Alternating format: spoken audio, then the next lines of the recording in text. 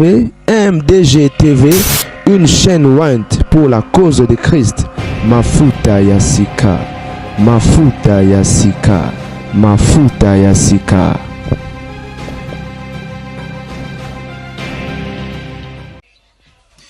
Salut les miens, vous allez bien certainement, moi ça va. Un peu fatigué mais ça va. Bandeko lobito sala qui vidéo moko awa sur interpellation il y a Major Raymond. Oyo Akimisaki, comment il s'appelle? Beni Mukena na Akatisaki Beni Brazzaville, ok? Certainement vous vous rappelez, vous se rappelez. Raymond Kayembe. Hein, mouta facilité qui traversait à Beni Mukena. Et sans avoir connaissance de l'identité réelle ni de la situation judiciaire de ces derniers, selon lui, Nenga Lobaki, a été surpris.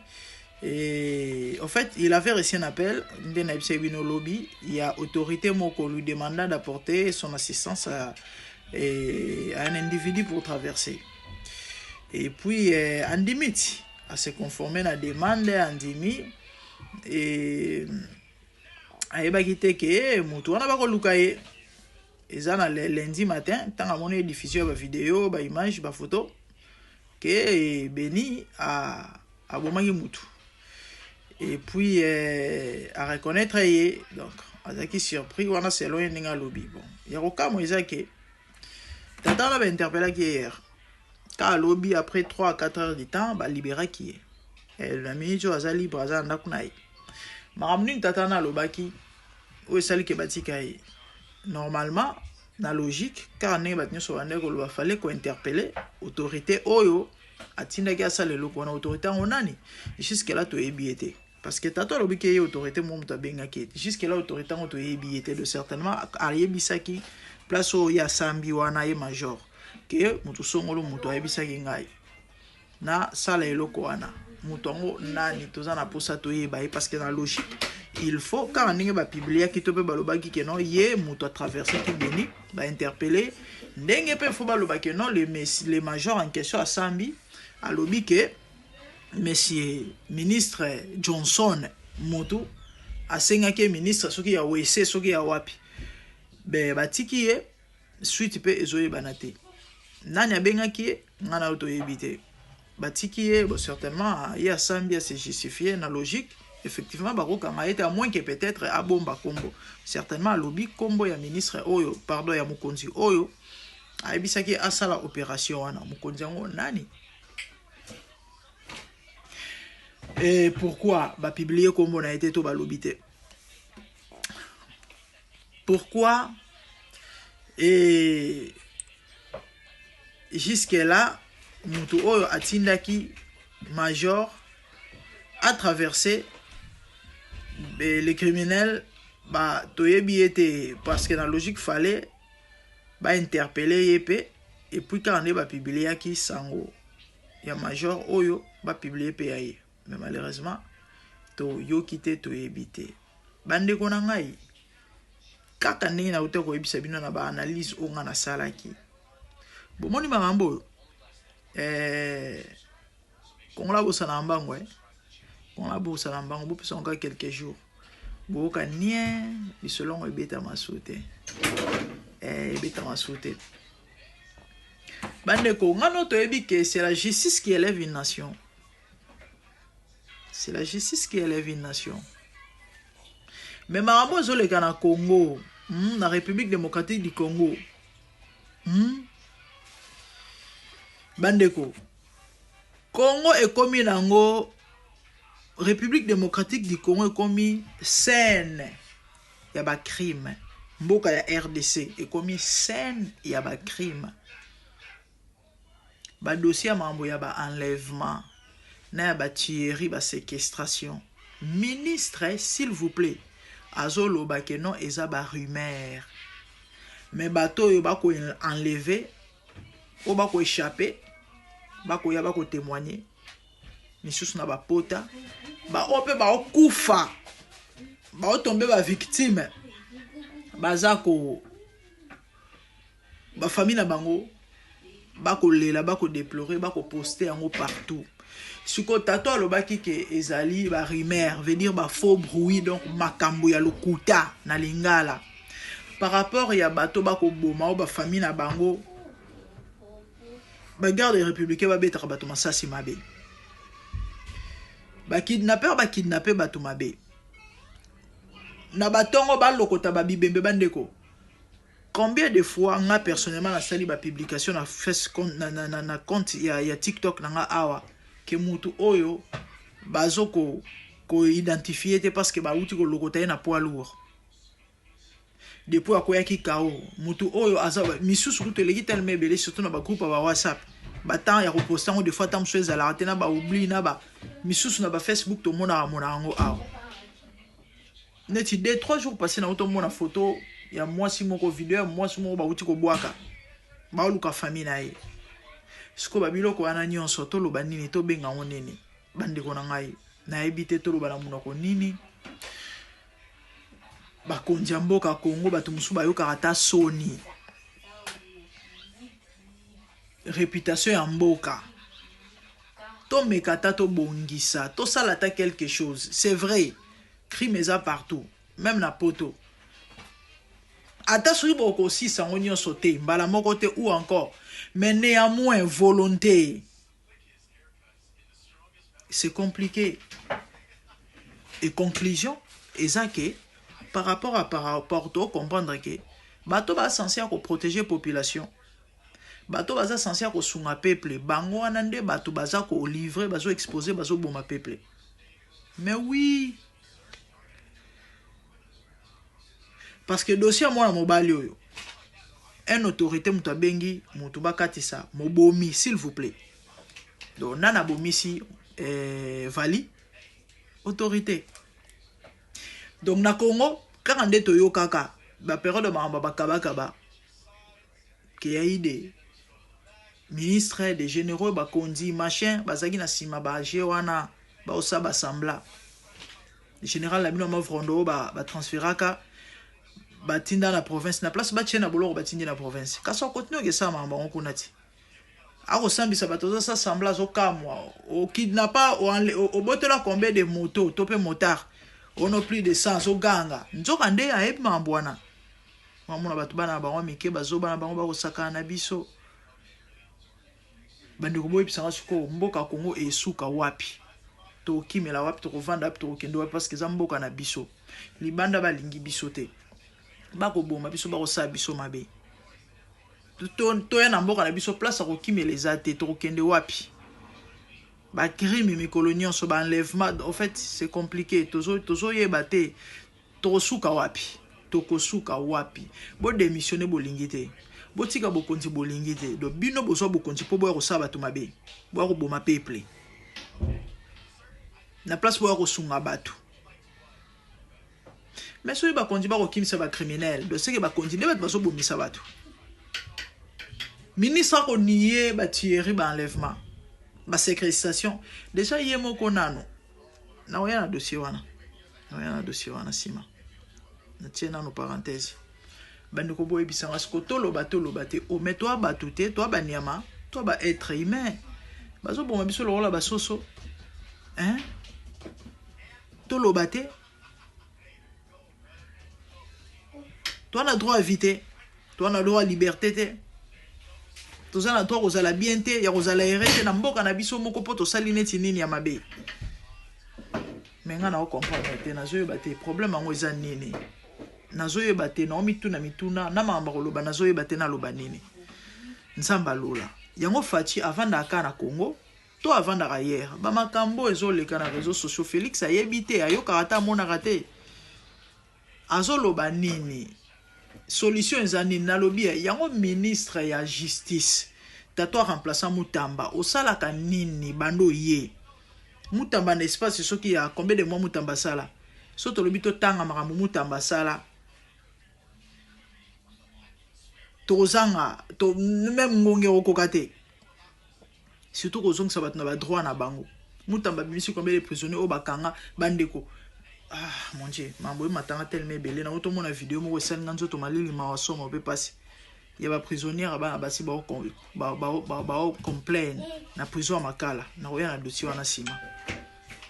Tata oyo soki ngefa soki Guillaume ngefa papa osalaka nini? Tant basambisaka bato Félix azalaka kuna te. Yo suko rôle na yo. Mais responsabilité na yo nini papa? C'est la famille bandeko na uta ko lobela quelques réalités injustices bamambo mabe ba kongole ba osibir na mboka na bango bandeko bolanda mama waza prisonnière na prison ya Makala. Je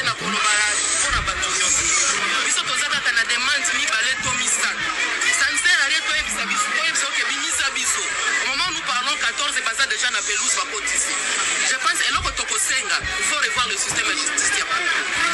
Prison centrale, ce sont des grands criminels, des bâtis à Kabango Awa. Mais Awa est comme un téléphone à $5, bâti à prison Makala.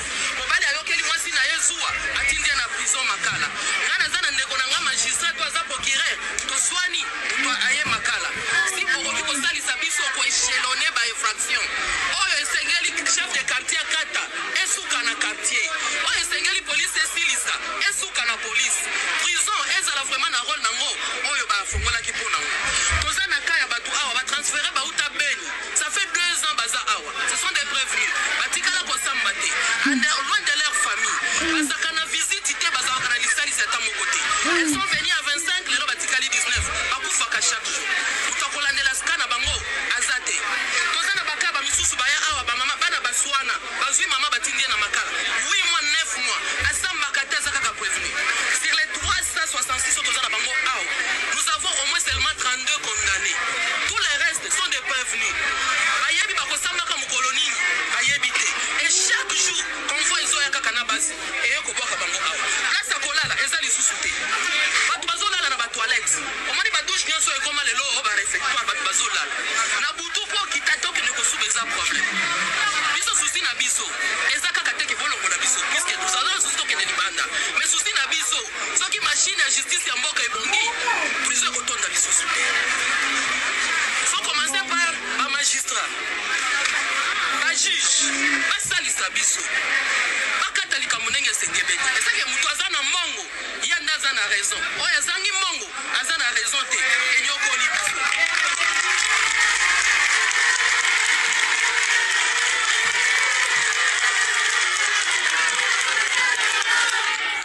Mboka.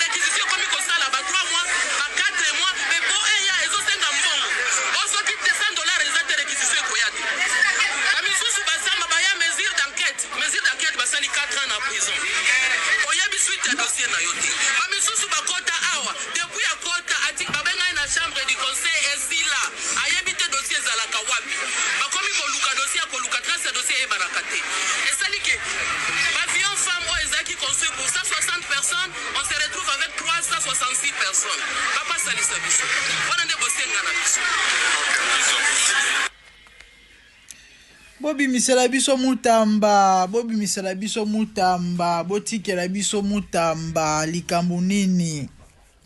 Mutamba tango azalaka ministre ngana toyebi. Atambola abeta tourna ba prison minene ya province même ya Makala. Boyebi mutamba bimisa bato ebele ya bakaya ba motindo boye.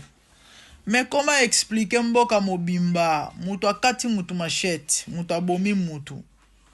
Na place batinde na Makala. Après 2 semaines batiki.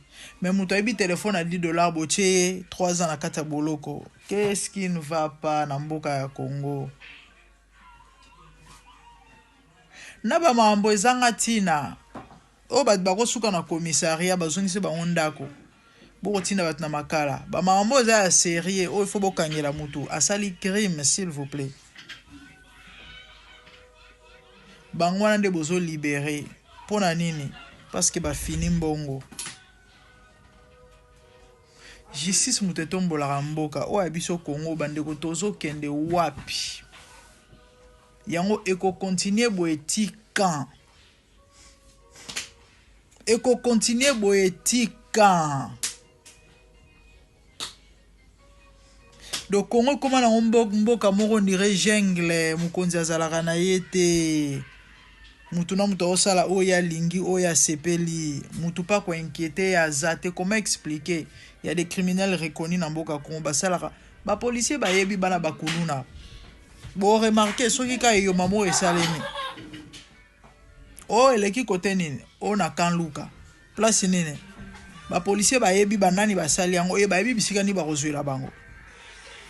Mais bizarrement bato yango bakanga marate bakozwa bango ta mususu batie bango soki wapi soki batini bango na parquet soki wapi. Une semaine, 2 semaines après boyo ke yindi e yo makaka même bilongi. Mais baboma ki mutu ba viola basala ki mutu ma ambasalite bakata ki mutu.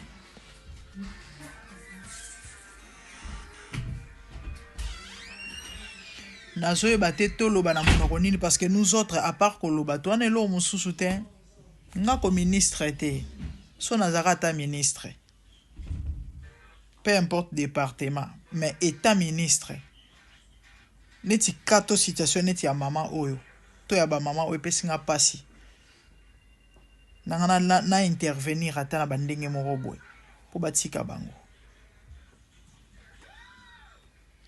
na fondation nanga tokendaka des fois ko lesa ba prisonnier oka to sombi mapa na tini batu bake na prison bakabeli batu bandeko na prison makala na bana moins de 10 ans baza bana ba 8 ans na prison makala bazali et au retour na boy asala ki nini babunde na muninga nae atubi muninga nzete liso etoboki bandeko mwana ya 8 ans botie na prison parce que tobole muninga liso na ebite po bote ya eneti nini po bosa nini et sa punition c'est compliqué et baka bongo eza ebele kande mama otoloba moto ayibi téléphone à $10 bozu botie na boloko. Je crois ta mutamba bimisa bat na prison bo monara jeune homme moko abungisa sope batterie ya colonel son abo sanité abeta 3 ans na prison. La famille abungisa y batterie s'il vous plaît abeta 3 ans na prison. Quelle méchanceté na batombo kangisa rabatu bozana mitema ya ndenge nitaneti mama utikoloba yeba swana sio na ndeko nayi lokola magistrat atiende konene sika ya pasi mitema obozala na ngo ya ndenge nini ya kosala batu mabe likolo eloko ezanga tina ya telefone oke chavia mutu na pasi bane o Kongo yo sisa maele ndeko mwa bisanga bimer yo obima mu pepe mko musuli ko la mamba Congo. Ah franchement ça fait tellement mal que des fois tali pour ça lo bezato beta karame o kokate. Je ne supporte pas comment on a souffrir surtout injustement. Tout ça neti nini na mboko yo bakondi peuple salibino nini bato ba votara bino ba onde bino bozo ko nyokola na place bino bolobela ka bango bino bosunga bango bino bosutena ka bango ah mon Dieu ah la famille priait pour moi bosambela pona ana comme un jour ministre na Congo.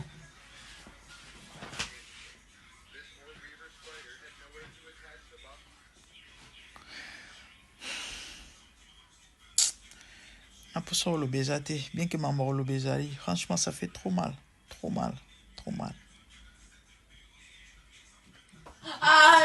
C'est triste, hein?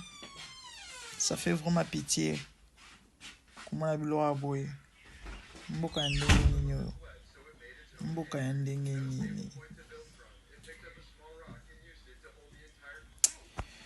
Ah, ça me mélange. Pardon. Sick and tired. Ras-le-bol le baba français. Je vis le Seigneur assis sur un trône très élevé, et les pans de sa robe remplissent les temples. Les séraphins s'étaient au-dessus de lui et criaient l'un à l'autre, disaient Saint, Saint, Saint est l'Éternel des armées. Toute la terre est pleine de sa gloire. Dans les cieux des cieux, là où vivent les rois, il y a des créatures qui l'adorent et les louent. Dans les lieux célestes, là où règne mon roi, il y a des anges qui chantent jour et nuit en sa gloire. Les 24 vieillards et les 4 êtres vivants, ensemble avec les anges, chantant son nom en air. Ils ont réussi l'ordre d'adorer les rois, car il est l'unique, le seul vrai Dieu. Seigneur, reçois favorablement les paroles de ma bouche, car les portes furent ébranlées dans leur fondement par la voix qui retentissait, et la maison s'était remplie de fumée. Glorifie-toi. Dans les cieux, sur la terre, même sous la terre, toute langue confesse que Jésus est Seigneur, car il est élevé au-dessus de toutes choses, et son nom est au-dessus de tout nom.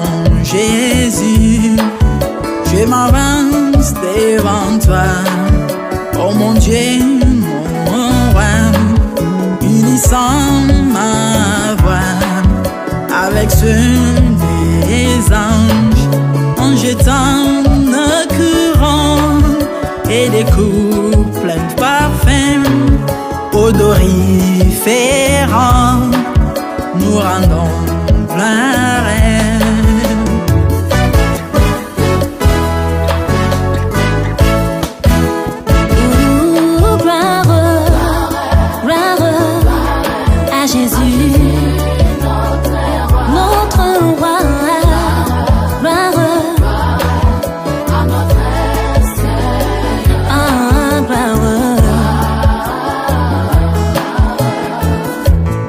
Chantons gloire à Jésus.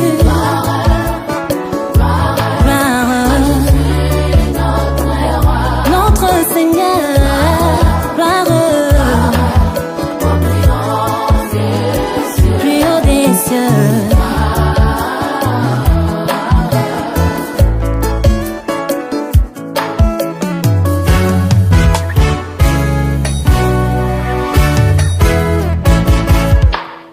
Il est beau d'annoncer les matins ta bonté.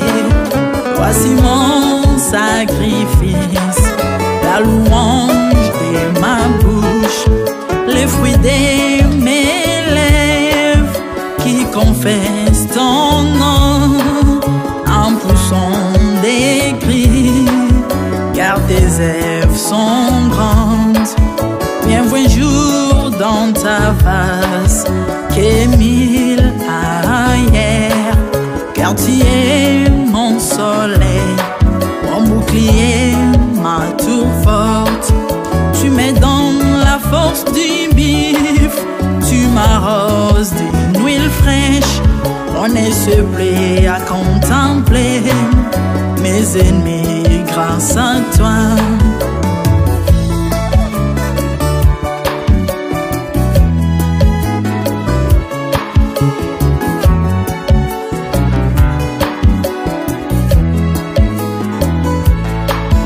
Je prospère dans tes parvis, je porte des fruits, même dans ma vieillesse, plein de sève verdoyant, comme le palmier, les justes croissent et s'élèvent comme les cèdres du Liban planté dans les jardins de Dieu. Dieu de vengeance s'élève pour venger mes ennemis. Il mettra la fin à la malice de